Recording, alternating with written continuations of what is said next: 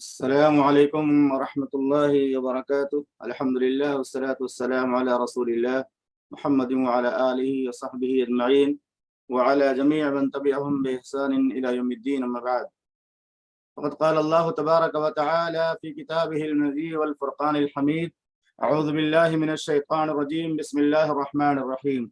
آج کا درس نمبر 15 ہے، اور اس درس میں انشاءاللہ پہلے ہم کچھ سوالات لیں گے اور اس کے بعد ہم آگے جو ہے سبق شروع کریں گے۔ آج کے درس کا سب سے پہلا جو سوال ہے وہ ہے، دجال کس کے مشابہ ہوگا؟ ابو جہل کے مشابہ ہوگا، یا عبداللہ عزہ بن قطن کے مشابہ ہوگا، یا امیہ بن خلف کے مشابہ ہوگا؟ سوال ہے دجال کس کے مشابہ ہوگا؟ اس کے 3 جوابات لکھے گئے ہیں: ابو جہل، عبدالعزہ بن قطن، امیہ بن خلف۔ اس کا صحیح جواب کیا ہے؟ دجال کس کے مشابہ ہوگا؟ اللہ کے نبی صلی اللہ علیہ وسلم نے ایک حدیث میں اس کی وضاحت فرمائی ہے۔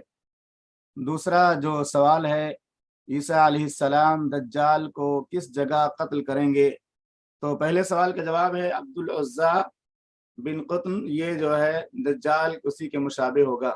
اور جو عیسیٰ علیہ السلام دجال کو قتل کریں گے باب لد پر، وہ قتل کریں گے عیسیٰ علیہ السلام دجال کو۔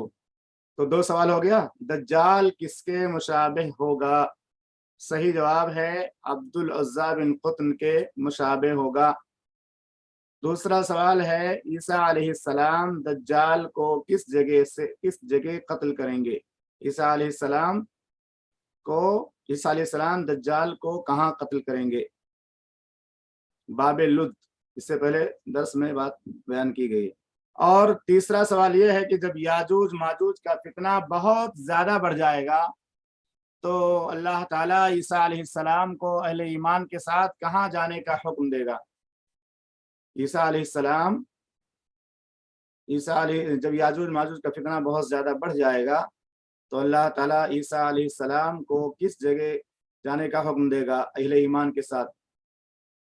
طور پہاڑ کی طرف، جہاں موسیٰ علیہ السلام اللہ سے کلام کیا کرتے تھے۔ اس کے بعد ایک سوال ہے کہ جب یاجوج ماجوج کا فتنہ بہت زیادہ بڑھ جائے گا تو اللہ تعالیٰ عیسیٰ علیہ السلام کو اہل ایمان کے ساتھ طور پہاڑ کی طرف جانے کا حکم دے گا۔ کہاں؟ طور پہاڑ کی طرف، جہاں موسیٰ علیہ السلام اللہ تعالیٰ سے گفتگو کیا کرتے تھے۔ اگلا سوال ہے، یاجوج ماجوج بہت زیادہ جب فتنہ پھیلائیں گے اور ان کی تعداد بہت زیادہ دنیا کے اندر ہو جائے گی تو یاجوج ماجوج کی موت کیسے ہوگی؟ یاجوج ماجوج کو اللہ تعالیٰ کس طرح سے ختم کرے گا؟ یہ سب میں نے کتاب کے علاوہ کچھ حدیثوں کا انتخاب کیا تھا، اور ان حدیثوں کی روشنی میں نے ان چیزوں کو حل کیا تھا، تو یہ سب یاد رہنا چاہیے۔ یاجوج ماجوج کے ختم کرنے کا طریقہ حدیث کے اندر کیا بتایا گیا ہے کہ اللہ تعالیٰ ان کے گلے میں ایک بیماری پیدا کر دے گا جس کی وجہ سے سارے کے سارے یاجوج ماجوج کی جتنی بھی فوج ہے ساری کی ساری مر جائے گی۔ یاجوج ماجوج کی موت کیسے واقع ہوگی؟ کہ اللہ تعالیٰ ان کے گلے کے اندر ایک بیماری پیدا کر دے گا، ان کے گلے میں ایک بیماری پیدا کر دے گا جس کی وجہ سے سارے لوگ مر جائیں گے۔ اگلا سوال یہ ہے، یاجوج ماجوج کی بدبودار اور سڑی ہوئی لاشوں سے اللہ تعالیٰ زمین کو کیسے پاک کرے گا؟ یاجوج ماجوج کی بدبودار اور سڑی ہوئی لاشوں سے اللہ تعالیٰ زمین کو کیسے پاک کرے گا؟ اس کا جواب بھی اس سے پہلے والے درس میں ہو چکا ہے۔ کسی کو یاد ہے آپ میں سے؟ یاجوج ماجوج جب مر جائیں گے اور ان کی لاش سڑ جائے گی تو اللہ تعالیٰ ان کی لاش سے جو بدبودار ہوگی زمین کو کیسے پاک کرے گا؟ اس کا جواب بھی اس سے پہلے والے درس میں آ چکا ہے۔ بارش نہیں، اللہ تعالیٰ ایک پرندے کو بھیجے گا جو اونٹ کی گردن کے مانند ہوں گے۔ اونٹ کی گردن کے مانند ایک پرندوں کو بھیجے گا، وہ پرندے ان کو اٹھا کر لے جائیں گے یا ان کی لاش کو ختم کر دیں گے۔ یہ سوالات ہم پڑھ کر آگے بڑھتے ہیں۔ عیسیٰ علیہ السلام کے زمانے میں ایک انار کتنا بڑا ہو جائے گا؟ عیسیٰ علیہ السلام کے زمانے میں ایک انار کتنا بڑا ہو جائے گا، اس کی بھی وضاحت ہو چکی تھی کہ بہت بڑا ہو جائے گا، کہ کئی قبیلے کے لوگ ایک انار کے اس کا ایک شامیانہ جیسا ایک ہو جائے گا، چھت بن جائے گی اور اس کے وہ لوگ نیچے وہ سایہ حاصل کریں گے۔ عیسیٰ علیہ السلام قیامت کے قریب کہاں اتریں گے؟ عیسیٰ علیہ السلام قیامت کے قریب کہاں اتریں گے؟ عیسیٰ علیہ السلام جامع دمشق کے شرقی منارہ کے پاس نزول فرمائیں گے۔ عیسیٰ علیہ السلام جامع دمشق کے شرقی یا مشرقی منارہ کے پاس نزول فرمائیں گے، اور اس طرح سے کہ اپنے دونوں ہاتھوں کو دو فرشتوں کے بازوؤں پر رکھے ہوئے ہوں گے، ایک فرشتہ ادھر ہوگا ایک فرشتہ ادھر ہوگا، اور ان کے بازوؤں پر اپنے دونوں ہاتھوں کو رکھے ہوئے ہوں گے۔ امام مہدی کون ہوں گے؟ ان کی پیدائش کہاں ہوگی؟ امام مہدی علیہ السلام اللہ کے نبی صلی اللہ علیہ وسلم کی امت کے ہوں گے، اور یہی جو ہے عیسیٰ علیہ السلام کے اترنے کے بعد یہی امامت کرائیں گے۔ عیسیٰ علیہ السلام جب اتریں گے تو وہ نماز فجر کا وقت ہوگا، اور فجر کی نماز کے وقت عیسیٰ علیہ السلام کہیں گے کہ آپ ہی امامت کرائیے امام مہدی علیہ السلام کو۔ عیسیٰ علیہ السلام امامت کے لیے آگے بڑھائیں گے۔ یہ سوالات میں اس لیے لکھتا ہوں تاکہ درس کی اہمیت معلوم ہو، ایک درس گزرنے کے بعد ہمارے ذہن میں کچھ بات رہ جاتی ہے کہ نہیں رہ جاتی ہے، تو اس سے شوق پیدا ہوگا اور اس سے ہم جو ہے اگلے سبق کو غور سے سنیں گے۔ امام مہدی کون ہوں گے؟ ان کی پیدائش کہاں ہوگی؟ اس کا جواب یہ ہے کہ امام مہدی حضرت فاطمہ الزہرا رضی اللہ عنہا کی نسل سے ہوں گے۔ مدینہ منورہ میں ان کی پیدائش و تربیت ہوگی۔ ان کا نام نامی محمد اور والد کا نام عبداللہ ہوگا۔ وہ شکل و شباہت اور اخلاق و شمائل میں حضرت صلی اللہ علیہ وسلم کے مشابہ ہوں گے۔ وہ نبی نہیں ہوں گے، نہ ان پر وحی نازل ہوگی، نہ نبوت کا دعویٰ کریں گے، نہ ان کی نبوت پر کوئی ایمان لائے گا۔ مکہ مکرمہ میں ان کی بیعت خلافت ہوگی، اور بیت المقدس ان کی ہجرت گاہ ہوگا۔ بیعت خلافت کے وقت ان کی عمر 40 برس ہوگی۔ ان کی خلافت کے 7ویں سال دجال نکلے گا، یعنی امام مہدی کے آنے کے بعد 7 سال گزرے گا، اور اس کے بعد دجال نکلے گا، اور عیسیٰ علیہ السلام کے ہاتھوں ہلاک ہو جائے گا۔ عیسیٰ علیہ السلام اس کو باب لد کے پاس قتل کر ڈالیں گے، اور امام مہدی کے 2 سال حضرت عیسیٰ علیہ السلام کی معیت میں گزریں گے، یعنی امام مہدی عیسیٰ علیہ السلام کے ساتھ آنے کے بعد 2 سال تک امام مہدی عیسیٰ علیہ السلام کے ساتھ رہیں گے، اور 49 برس میں 49 برس میں ان کا انتقال ہو جائے گا۔ تو یہ سوالات ہیں۔ ایک سوال اور بھی ہے، دجال کس طرف سے آئے گا اور کہاں جائے گا؟ دجال کس طرف سے آئے گا اور کہاں جائے گا؟ یہ بھی سوال اس سے پہلے والے درس سے متعلق ہے۔ ابو ہریرہ رضی اللہ تعالیٰ عنہ سے روایت بیان کرتے ہیں، یاتی المسیح من قبل المشرق ہمته المدینہ حتی ینزل دبر احد ثم تصرف الملائکۃ وجہہ قبل الشام وہنالک یہلک۔ صحیح مسلم 1380 نمبر کی روایت ہے۔ ابو ہریرہ رضی اللہ تعالیٰ عنہ نے بیان کیا کہ رسول اللہ صلی اللہ علیہ وسلم نے فرمایا، مسیح الدجال یہ آئے گا مشرق کی طرف سے آئے گا، اور اس کا ارادہ مدینہ کی طرف ہوگا۔ وہ مدینہ جانا چاہے گا، یہاں تک کہ اترے گا کوہ احد کے پیچھے، احد پہاڑ کے پیچھے اترے گا۔ احد پہاڑ کے پیچھے جب اترے گا تو فرشتے اس کا منہ وہیں سے شام کی طرف پھیر دیں گے، مدینہ کے بجائے شام کی طرف اس کا منہ پھیر دیں گے، اور وہی تباہ ہو جائے گا، یعنی عیسیٰ علیہ السلام اس کو قتل کر ڈالیں گے۔ یہ صحیح مسلم کی 1380 نمبر کی روایت ہے۔ اب آئیے آج کے درس کا ایک اہم موضوع ہے دابۃ الارض۔ دابۃ الارض، اگر کچھ باتیں آپ کو نہیں یاد رہتی ہیں تو آپ کچھ باتیں لکھ لیا کیجئے، اور اس کو اگلے درس میں یاد کر کے آئیے۔ دابۃ الارض سے متعلق سورہ نمل میں آیت موجود ہے، آیت نمبر 82 ہے۔ اللہ تعالیٰ فرماتا ہے، وَإِذَا وَقَعَ الْقَوْلُ عَلَيْهِمْ أَخْرَجْنَا لَهُمْ دَابَّةً مِّنَ الْأَرْضِ تُكَلِّمُهُمْ أَنَّ النَّاسَ كَانُوا بِآيَاتِنَا لَا يُوقِنُونَ۔ اور جب ان پر بات واقع ہو جائے گی تو ہم ان کے لیے زمین سے ایک جانور نکالیں گے جو ان سے کلام کرے گا کہ فلاں فلاں لوگ ہماری آیات پر یقین نہیں رکھتے تھے۔ تو یہ جانور آخری زمانے میں سورج کے مغرب سے طلوع ہونے کے وقت ظاہر ہوگا، یا سورج کے مغرب سے طلوع ہونے کے بعد جلد ہی ظاہر ہو جائے گا۔ دابۃ الارض سے متعلق جو آیت ہے اس کا حوالہ لکھ لیجیے، سورۃ النمل آیت نمبر 82۔ یہ جانور آخری زمانے میں सूरज के मगरिब से निकलने के वक्त या सूरज के मगरिब से निकलने के फौरन ही बाद जल्द ही जाहिर हो जाएगा। और रसूलुल्लाह सल्लल्लाहु अलैहि वसल्लम ने फरमाया इन इन अव्वल अल आयात खुरूजन तुलू अश-शम्स मिन मगरिबहा व खुरूज अद-दाब्बा अला अन-नास ज़ुहन व अय्युहुमा मा कानत क़ब्ल साहिबतिहिमा फल उखरा अला अथरिहा क़रीबन। ये भी सही मुस्लिम की रवायत है और किताबुल फितन की। इसका तर्जुमा ये है कि अल्लाह के नबी सल्लल्लाहु अलैहि वसल्लम ने फरमाया कि तमाम आखिरी आयत में से दज्जाल का निकलना जो है खुरूज निकल दाब्बतुल अर्ज़ का निकलना है, या तुलूअ शम्स मिन मगरिबिहा मगरिब का सूरज से निकलना, या इसी तरह से दाब्बतुल अर्ज़ का निकलना चाश के वक्त।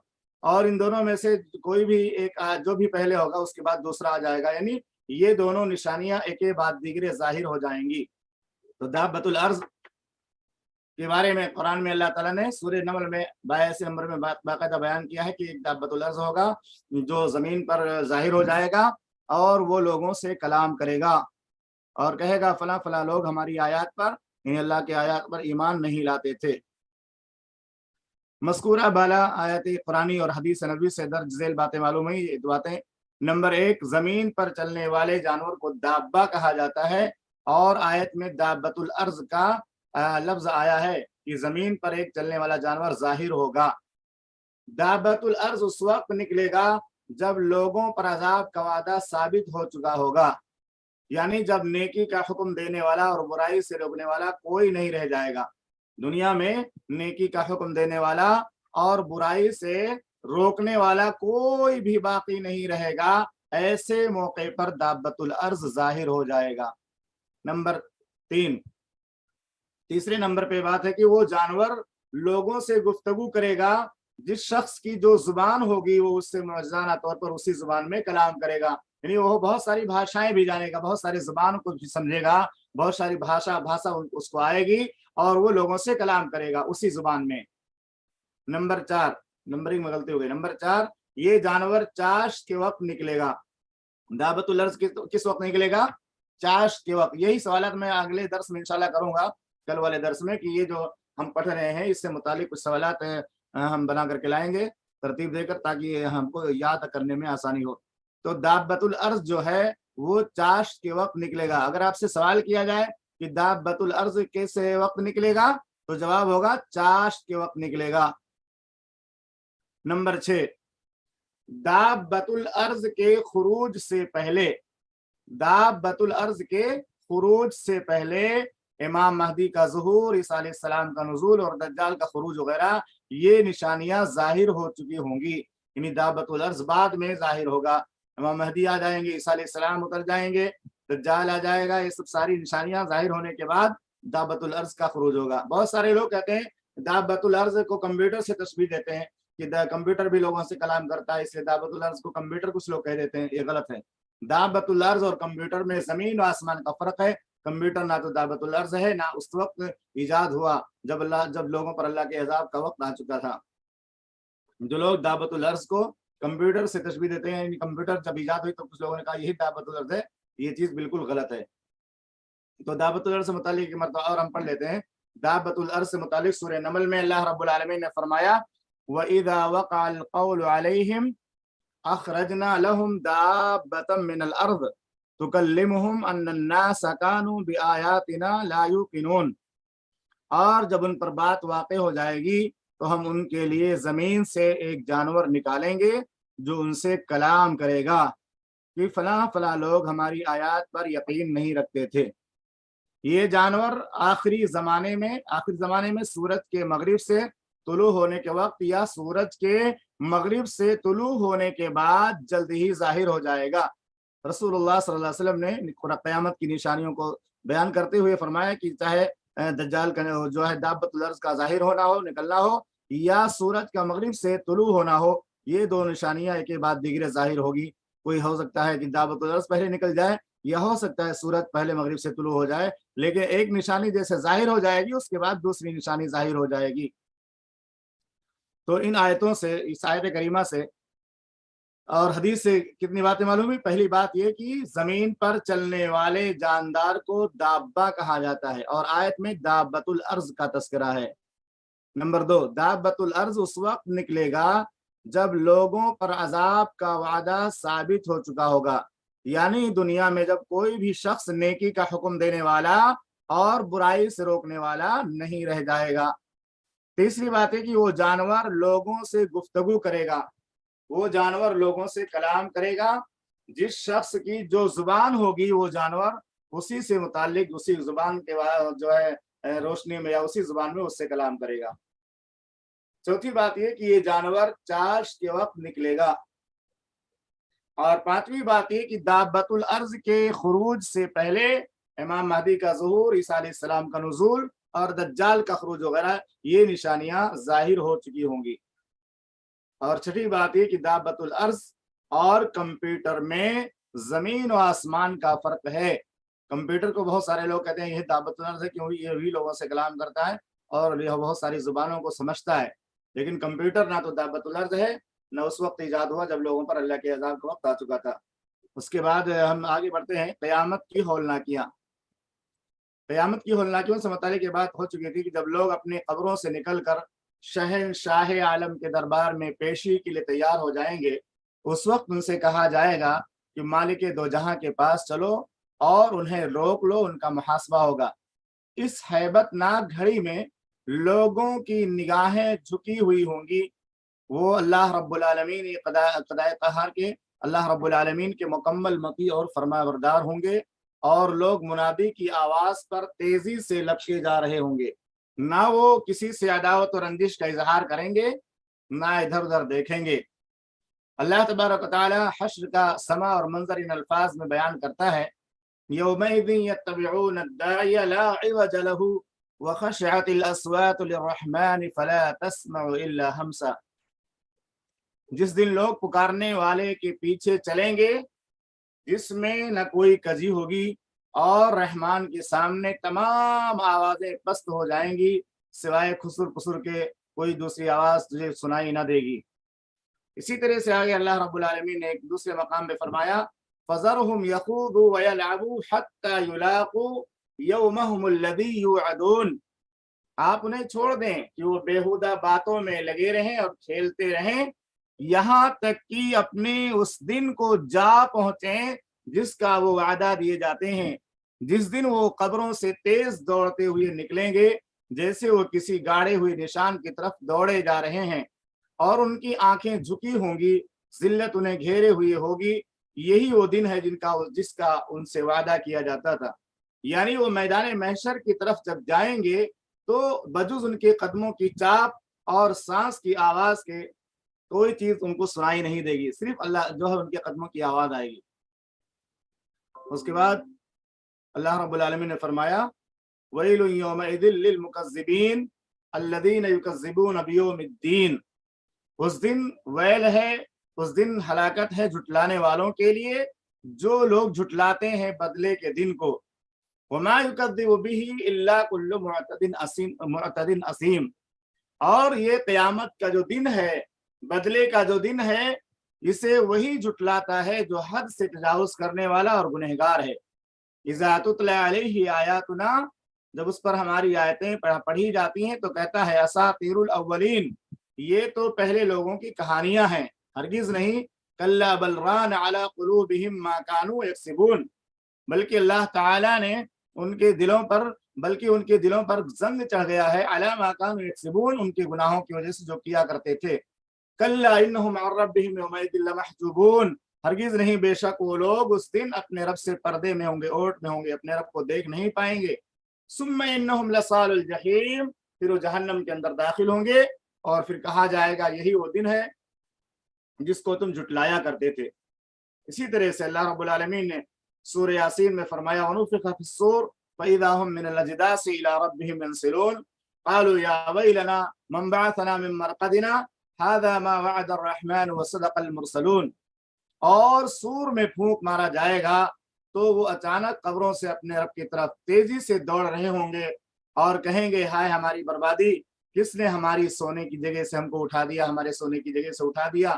یہ وہ ہے جو رحمان نے وعدہ کیا اور رسولوں نے سچ کہا تھا، نہیں ہوگی مگر ایک ہی چیخ، تو اچانک وہ سب ہمارے پاس حاضر کیے ہوں گے۔ بس آج کسی جان پر کچھ بھی ظلم نہ کیا جائے گا، نہ تمہیں اس کے سوا کوئی بدلہ دیا جائے گا جو تم کیا کرتے تھے۔ اس کے بعد ایک اور آیت ہے، اس میں اللہ رب العالمین نے فرمایا وَقَالُوا إِنْ هِيَ إِلَّا حَيَاتُنَا الدُّنْيَا وَمَا نَحْنُ بِمَبْعُوثِينَ۔ اور جو کافر لوگ ہیں، مشرک لوگ ہیں، یا قیامت کے جو انکار کرنے والے لوگ ہیں، وہ لوگ یہ کہتے ہیں یہی ہماری دنیا کی زندگی ہے اور یہی دنیا کی زندگی ہے، اس کے علاوہ ہم جو ہے کوئی چیز نہیں جانتے ہیں، یہی دنیا کی زندگی ہے اور ہم مرنے کے بعد دوبارہ زندہ نہیں کیے جائیں گے۔ وَلَوْ تَرَىٰ إِذْ وُقِفُوا، اور اس کے بعد اللہ تعالیٰ نے فرمایا آپ دیکھتے ہیں پیغمبر اس وقت بھی اپنے پروردگار کے پاس جو ہے اپنے رب کے پاس کھڑے ہوں گے اور اس وقت کہیں گے، اللہ تعالیٰ کہے وَذُوقُوا إِلَىٰ رَبِّهِمْ قَالَ أَلَيْسَ هَٰذَا بِالْحَقِّ قَالُوا بَلَىٰ وَرَبِّنَا قَالَ فَذُوقُوا الْعَذَابَ بِمَا كُنتُمْ تَكْفُرُونَ۔ جب ان سے کہا جائے گا کہ کیا یہ واقعی نہیں ہے تو بولیں گے ہاں اللہ کی قسم واقعی ہے۔ حکم ہوگا کہ بس اپنے کفر کی شامت میں عذاب کا ذائقہ چکھو۔ اور اس کے بعد قد خسر الذین کذبوا بلقاء اللہ، بے شک وہ لوگ خسارے میں پڑ جائیں گے جنہوں نے اللہ کی ملاقات کو جھٹلایا۔ حتی اذا جاءتهم الساعة بغتة، یہاں تک کہ جب ناگہان یعنی اچانک ان کے پاس قیامت آ جائے گی تو کہیں گے یا حسرتنا علی ما فرطنا فیہا، ہائے ہماری جو ہے بربادی، ہائے ہمارا افسوس ہماری کوتاہی پر جو اس بارے میں ہم نے کی، اور اپنے گناہوں کا بوجھ اپنی پیٹھوں پر اٹھائے ہوئے ہوں گے۔ وهم يحملون اوزارهم على ظهورهم على ما ساء ما يزرون، اور وہ بہت ہی برا بوجھ اٹھائیں گے۔ وما الحیات الدنیا الا لعب ولہو وللدار الآخرہ خیر للذین یتقون، اور یہ دنیا محض کھیل اور تماشا ہے، اور آخرت جو ہے وہ آخرت کا جو گھر ہے وہ بہتر ہے ان لوگوں کے لیے جو اللہ کا تقوی اختیار کرتے ہیں۔ کیا تم نہیں سمجھتے؟ اس کے بعد مؤلف نے ایک اور ہیڈنگ قائم کی ہے، زمین اور آسمان اللہ کی مٹھی میں۔ قیامت کے دن ایسا ہولناک دن ہوگا جس دن اللہ تعالیٰ زمین اور آسمان کو اپنی مٹھی میں لے لے گا۔ کتاب کے اندر مؤلف نے ہیڈنگ قائم کی ہے زمین اور آسمان اللہ کی مٹھی میں۔ اس دن آسمان اللہ تعالیٰ کے دائیں ہاتھ میں اور زمین اس کے بائیں ہاتھ میں ہوگی۔ قیامت کے دن آسمان اللہ کے دائیں ہاتھ میں اور زمین اس کے بائیں ہاتھ میں ہوگی، اور وہ کہے گا میں بادشاہ ہوں، آج جابر، سرکش اور متکبر لوگ کہاں ہیں؟ این الجبارون این المتکبرون، باقاعدہ حدیث ہے صحیح مسلم کے اندر، جبار متکبر لوگ، گھمنڈی لوگ کہاں ہیں؟ اور سورہ زمر میں اللہ رب العالمین نے فرمایا وما قدر اللہ حق قدرہ والارض جميعا قبضته يوم القیامہ والسماوات مطویات بیمینہ سبحانہ وتعالی عما یشرکون۔ اور انہوں نے اللہ کا حق پوری طرح ادا نہیں کیا، حالانکہ قیامت کے دن ساری زمین اللہ کی مٹھی میں ہوگی اور سارے آسمان اس کے داہنے ہاتھ میں لپٹے ہوں گے، یعنی لپیٹے ہوئے ہوگا اللہ تعالیٰ داہنے ہاتھ میں، اور وہ پاک ہے ان شرکی اعمال سے، وہ بہت بلند ہے۔ اب یہاں ایک سوال یہ ہے کہ قیامت کے دن زمین اور آسمان اللہ کی مٹھی میں ہوگا، زمین بھی اللہ کی مٹھی میں اور آسمان بھی اللہ کی مٹھی میں۔ اب سوال یہ کہ زمین کس مٹھی میں ہوگی اور آسمان کس مٹھی میں ہوگا؟ زمین کس مٹھی میں ہوگی اور آسمان کس مٹھی میں ہوگا؟ دائیں مٹھی میں کون سی چیز ہوگی اور بائیں مٹھی میں کون سی چیز ہوگی؟ ابھی آپ نے حدیث کا ترجمہ سنا اور آیت کا ترجمہ بھی سنا کہ قیامت کے دن اللہ تعالیٰ آسمان و زمین کو اپنی مٹھی میں لے لے گا، تو زمین کس مٹھی میں ہوگی اور آسمان کس مٹھی میں ہوگا؟ ابھی میں نے بتایا نا کہ ایک مٹھی میں زمین اور ایک مٹھی میں آسمان۔ تو آپ میں سے کوئی بتا سکتا ہے کہ زمین کس مٹھی میں ہوگی؟ دائیں اور بائیں میں سے کس مٹھی میں زمین اور کس مٹھی میں آسمان ہوگا؟ زمین بائیں ہاتھ میں، میں نے کہا تھا زمین جو ہے اس کے بائیں ہاتھ میں ہوگی، لیفٹ میں زمین، لیفٹ والی جو مٹھی ہوتی ہے جس کو ہم بایاں بولتے ہیں نا، اس میں زمین ہوگی، اور دائیں ہاتھ میں اور جو ہے اس کے آسمان ہوگا۔ آسمان دائیں ہاتھ میں اور زمین اس کے بائیں ہاتھ میں ہوگی۔ اس کو صحیح کیجئے، زمین لیفٹ میں ہوگی اور آسمان رائٹ میں، دائیں ہاتھ میں آسمان اور بائیں ہاتھ میں زمین۔ ہاں آسمان دائیں میں، صحیح ہے، دائیں ہاتھ میں اور زمین بائیں ہاتھ میں ہوگی۔ اور اللہ تعالیٰ کیا کہے گا؟ این الجبارون این المتکبرون، جبار لوگ کہاں ہیں، ظالم لوگ کہاں ہیں، متکبر اور گھمنڈ کرنے والے لوگ کہاں ہیں؟ جیسے کہ بہت سارے لوگ دنیا میں اللہ کے حکم کی خلاف ورزی کرتے، کہتے ہیں اللہ تعالیٰ کو ہم نہیں مانتے، اللہ کی طاقت کو نہیں مانتے، ہم تو اپنی طاقت پر چلتے ہیں، تو ان کے بارے میں اللہ تعالیٰ کہے گا این الجبارون این المتکبرون. یہ صحیح مسلم کی روایت ہے 2778 نمبر کی. آگے بڑھتے ہیں.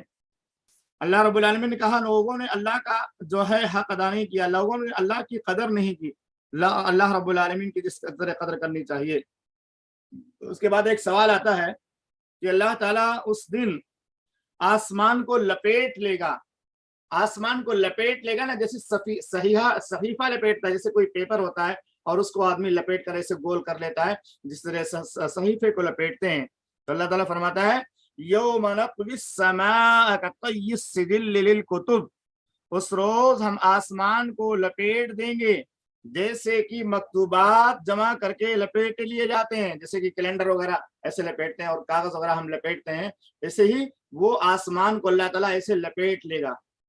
یا یہ بات سمجھ میں نہیں آتی تو آپ نے ریل دیکھا ہوگا، ریل جیسے کیسٹ وغیرہ ہوتی ہے نا، پہلے کیسٹ ٹیپ ریکارڈ وغیرہ میں تو اس میں ایک ریل ہوتی تھی، وہ ریل اس کے اندر کیسٹ میں لپیٹ لی جاتی تھی اور اس کے بعد اس کو چالو کیا جاتا تو وہ ریل جیسے جیسے چلتی تھی ویسے ویسے آواز آتی تھی.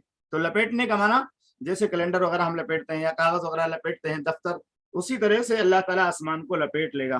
اور ابو ہریرہ رضی اللہ تعالیٰ عنہ سے روایت ہے، رسول اللہ صلی اللہ علیہ وسلم نے فرمایا اللہ تعالیٰ زمین کو اپنی مٹھی میں لے لے گا اور آسمان کو دائیں ہاتھ میں لپیٹ لے گا اور کہے گا انا الملک این الملوک، آج میں زمین کا بادشاہ ہوں، آج میں بادشاہ ہوں، زمین کے بادشاہ کہاں ہیں؟ اللہ تعالیٰ کہے گا آج میں بادشاہ ہوں، نہیں پوری کائنات کا بادشاہ ہوں، تو زمین کے بادشاہ کہاں ہیں؟ اسی طرح سے آگے ایک روایت نقل کی ہے مؤلف نے، عبید اللہ بن مقسم سے روایت ہے کہ انہوں نے عبداللہ بن عمر کو دیکھا کہ وہ کیسے حدیث رسول بیان کرتے ہیں. فرمایا اللہ عز و جل ارض و سما کو اپنے ہاتھوں میں لے لے گا، پھر کہے گا میں اللہ برتر ہوں. اللہ تعالیٰ اپنی انگلیوں کو سمیٹے گا اور پھیلائے گا، انگلیوں کو بھی سمیٹے گا اور پھیلائے گا اور کہے گا میں شہنشاہ اعلیٰ ہوں. میں عبداللہ بن عمر رضی اللہ تعالیٰ عنہ، حضرت عبداللہ بیان کرتے کہ میں نے منبر کی طرف نظر اٹھائی اور وہ نیچے اس طرح سے ہل رہا تھا، مجھے خیال ہوا کہ کہیں رسول اللہ صلی اللہ علیہ وسلم گر نہ پڑے. یعنی یہ حدیث بیان کرتے ہوئے اور قیامت کا یہ منظر بیان کرتے ہوئے اللہ کے رسول صلی اللہ علیہ وسلم بھی خوف زدہ ہوئے تھے، اور منبر نبوی جو ہے نبی صلی اللہ علیہ وسلم کا منبر جس پر آپ جو ہے کھڑے تھے، جس پر کھڑے ہو کر آپ خطاب کر رہے تھے، وہ حرکت کر رہا تھا، ہل رہا تھا.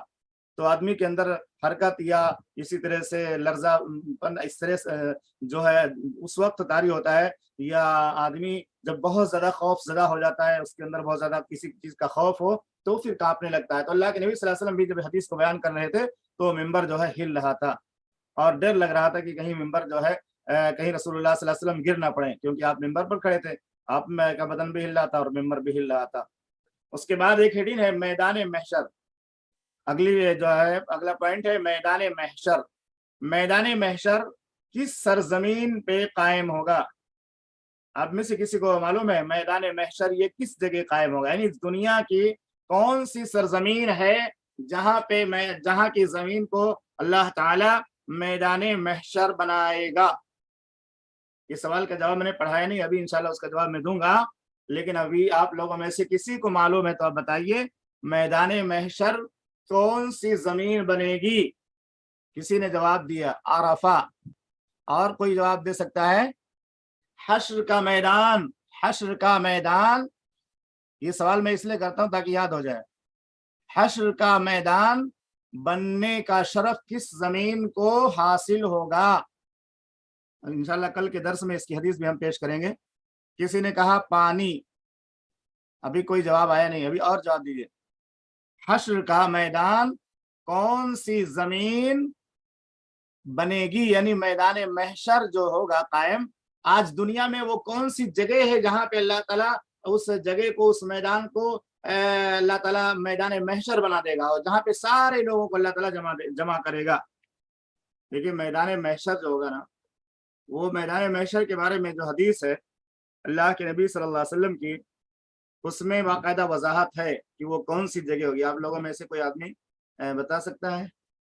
تو وہ شام کی سرزمین ہوگی جہاں پہ اللہ رب العالمین جو ہے تمام پیغمبروں کو جہاں سے مبعوث کیا تھا.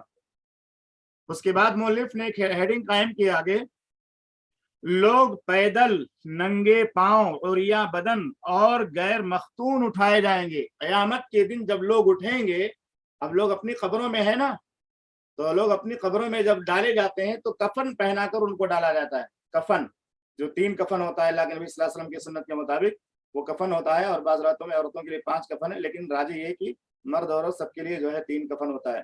اللہ کے نبی صلی اللہ علیہ وسلم کو 3 جو ہے سفولی چادروں کے اندر کفنایا گیا تھا. تو جب آدمی مر جاتا ہے تو اس کو کفن میں لپیٹ کر کے اور قبر کے حوالے کر دیا جاتا ہے.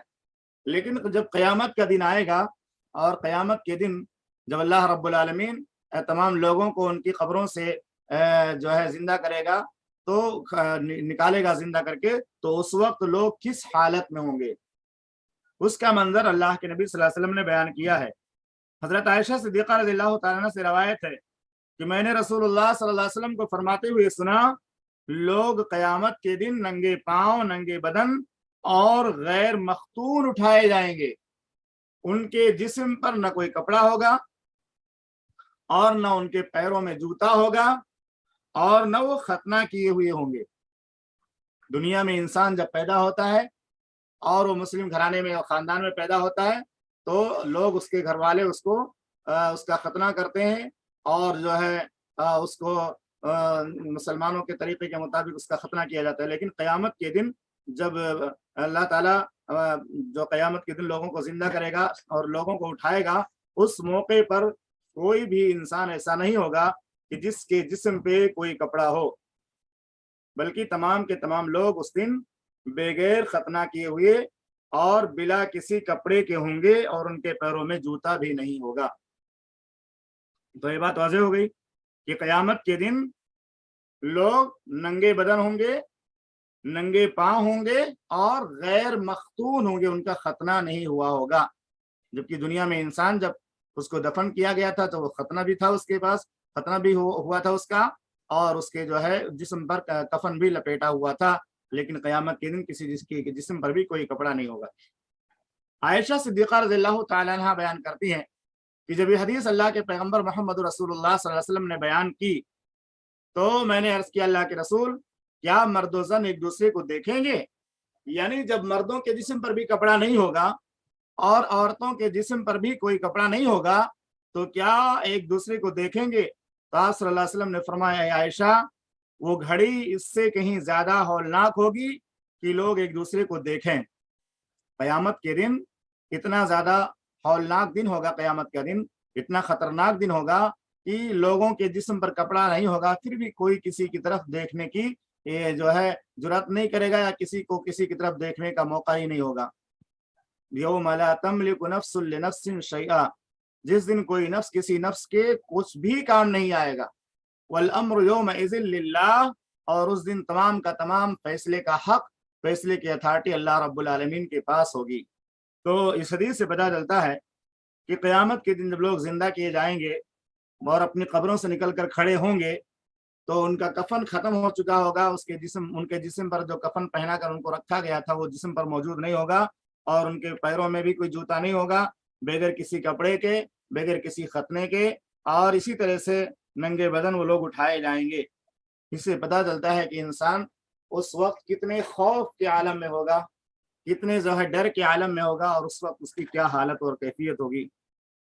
اور اس سے بات بھی معلوم ہوتی ہے کہ انسان جب قیامت کے دن اٹھے گا تو اس کا جو حساب ہوگا اور اس کا جو انجام ہوگا اس کے اعمال کے حساب سے ہوگا. اگر اس کا عمل اچھا تھا, دنیا میں اچھا عمل کر کے بھیجا تھا, تو وہی اس کے ساتھ رہے گا, ورنہ دنیا کا کپڑا, دنیا کی خوشبو, دنیا کا زیور اور دنیا کا ٹھاٹ بھاٹ اور دنیا کے مکانات, بلڈنگیں, کوئی بھی ساتھ نہیں رہے گا, کوئی بھی اس کے ساتھ جو ہے دینے والا نہیں ہوگا.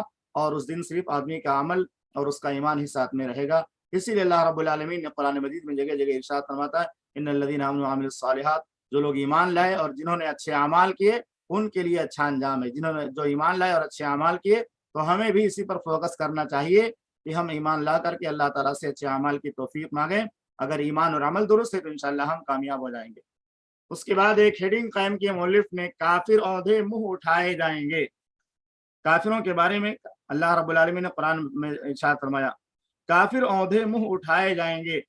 اللہ فرماتا ہے, ومن اعرض عن ذکری فإن له معیشۃ ضنکا ونحشرہ یوم القیامۃ اعما, اور جو کوئی بھی میری نصیحت سے منہ پھیرے گا بس اس کی تمام زندگی بد نصیبی کی ہوگی, اور قیامت کے روز ہم اس کو اندھا کر کے اٹھائیں گے۔ وہ کہے گا پروردگار میں تو دنیا میں دیکھنے والا تھا، میرے پاس دنیا میں آنکھ موجود تھی، آج تو نے دنیا میں آنکھ ہونے کے باوجود آج تو نے اندھا کر کے کیوں اٹھایا؟ وہ کہے گا اسی طرح جو ہے میرے احکام تمہارے پاس پہنچا کرتے تھے دنیا میں، اسی طرح میرے احکام اور میری تعلیمات تمہارے پاس پہنچتی تھی تو تم اس کو فراموش کر دیتے تھے، اس کو بھلا دیتے تھے، تو آج تم کو بھی بھلا دیا جائے گا، آج تمہاری بھی خبر نہیں لی جائے گی۔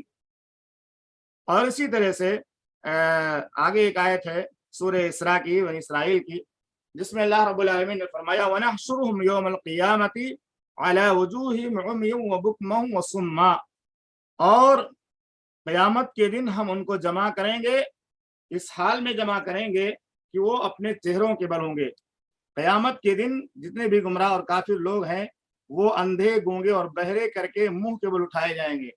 یوم نحشرہم یوم القیامت ونحشرہم یوم القیامت علی وجوہہم، اور ہم قیامت کے دن ان کو ان کے منہ کا بل اٹھائیں گے اس حال میں کہ اندھے اور گونگے اور بہرے ہوں گے۔ مأواہم جہنم، ان کا ٹھکانہ جہنم ہوگا۔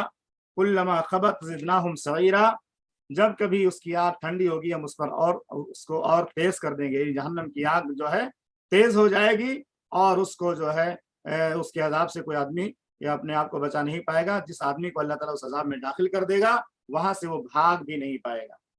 تو یہ کافروں کے بارے میں ہے کہ کافروں کو اللہ تعالیٰ قیامت کے دن ان کے منہ کے بل چلائے گا یا منہ کے بل اٹھائے گا۔